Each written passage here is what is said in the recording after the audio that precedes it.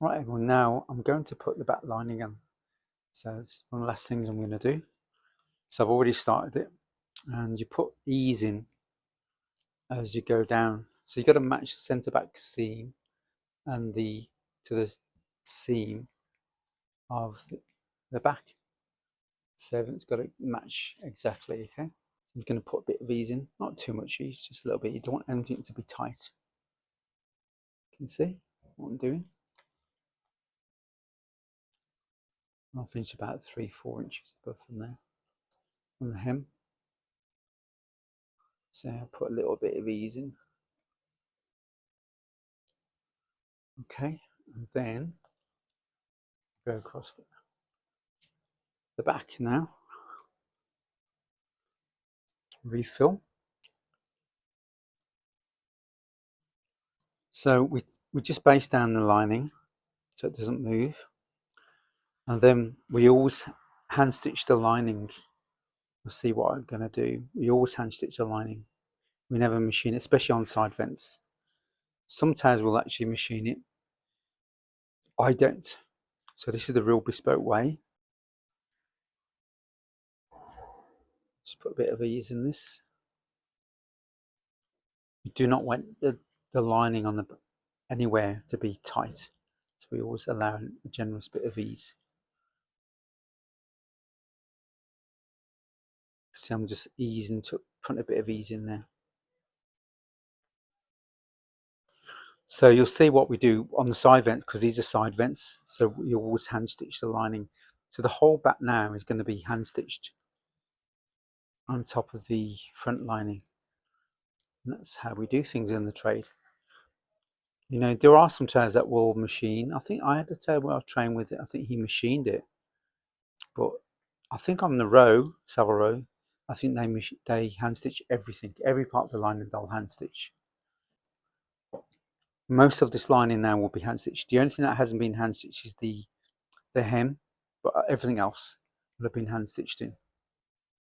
Get this other bit in, and then that's it, everyone. The next thing to do will be to get the vents together, sorted, and that's it. So, as I keep saying before, it's very expensive to make a pure bespoke suit. It can take 70, 80 hours plus to make a suit. So you've got to just know what you're doing. You've got to be as efficient as you can, but everything's got to be accurately put together. And there's a lot of hand stitching involved, and that's very time consuming there. That's what, you know, there's so much stuff we have to do. It's very time consuming. But, you know, down to even the buttonholes being done by hand. So that's what bespoke and couture is all about. You know, we're not factories. We don't mass produce things. We make individual beautiful suits or dresses for people, our clients, and it's got to be perfect. And that's what we do, everyone. Just put the camera up there. You can see what I'm doing. I'm trying to make sure you're in view, everyone. So you can see what I'm doing. Let's put this up here. So I've got my chest mount, so it's a bit awkward, but so I like you to see what I'm doing. So you've got a view of what my view is.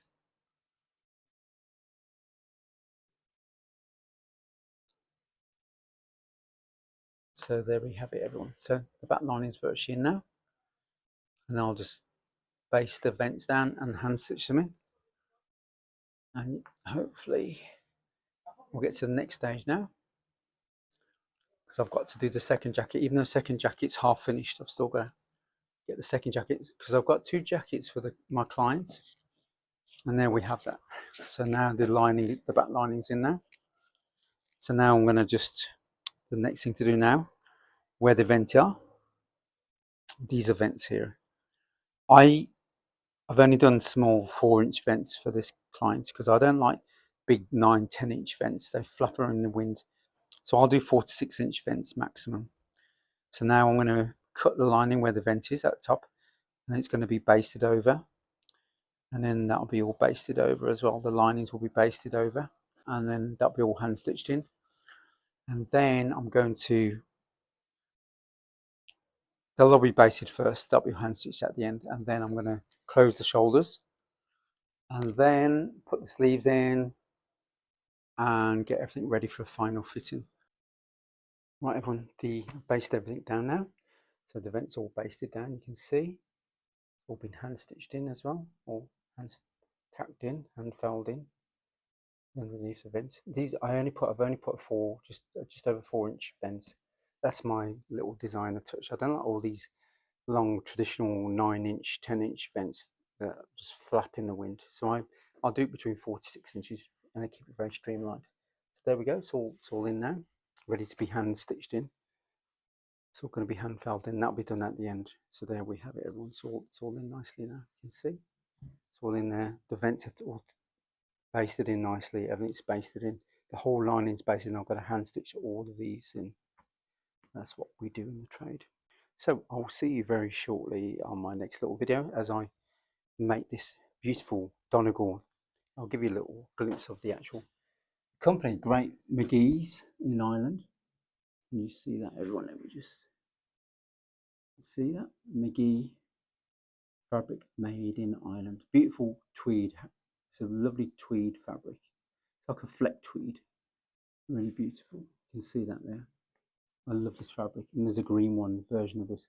And my client, I've designed a little collar in the contrasting brown fabric because his waistcoat is brown as well. So he's got a real ensemble of three. He's got 1 3-piece suits and 1 3-piece suit, yeah, and 2 jackets that will go with the chocolate brown trousers and the chocolate brown waistcoat, and these 2 jackets will go with it as well.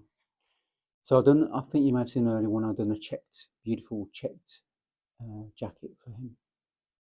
So that was beautiful as well. So there we have it, everyone. It's all in nicely now. So I'll see you very soon on my next little outing, everyone. So stay well, be happy. Ciao for now.